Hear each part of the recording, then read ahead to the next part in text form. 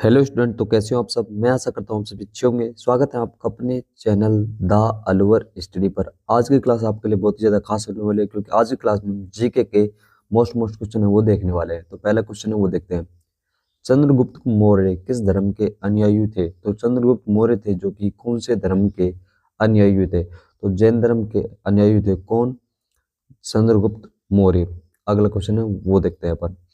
चंद्रगुप्त ने जैन धर्म की दीक्षा किससे ली थी? तो चंद्रगुप्त मौर्य ने जो जैन धर्म की दीक्षा ली थी वो किससे ली थी सर?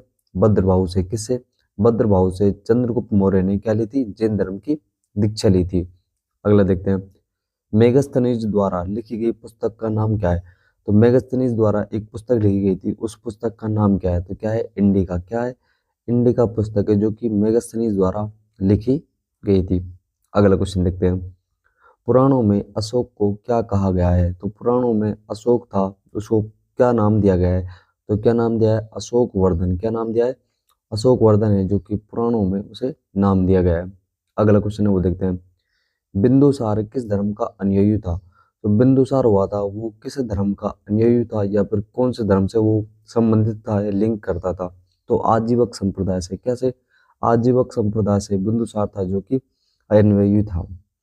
अगला देखते हैं। अशोक ने किससे बौद्ध धर्म की दीक्षा ली थी? अशोक ने किससे बौद्ध धर्म की दीक्षा ली थी सर? उपगुप्त से। किससे?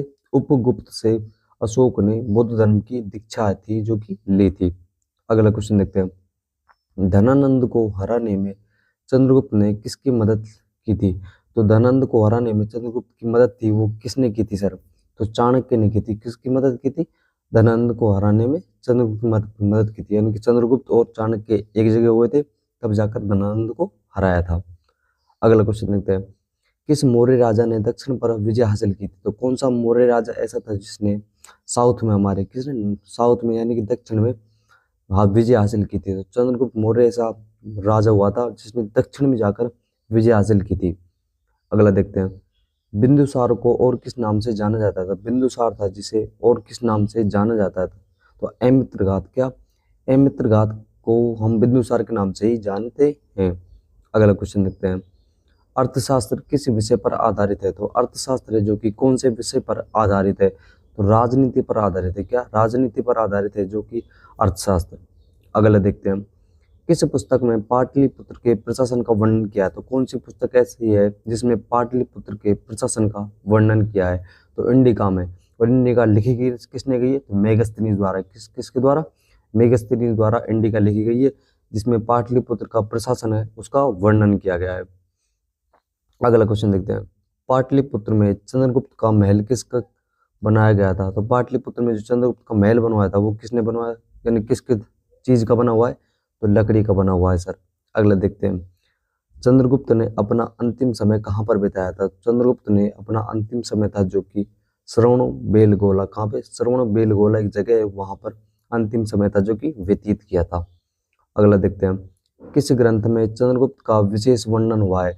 तो कौन सा ग्रंथ ऐसा है जिसमें चंद्रगुप्त का विशेष वर्णन हुआ है? तो विशाखा दत्त। किसमें?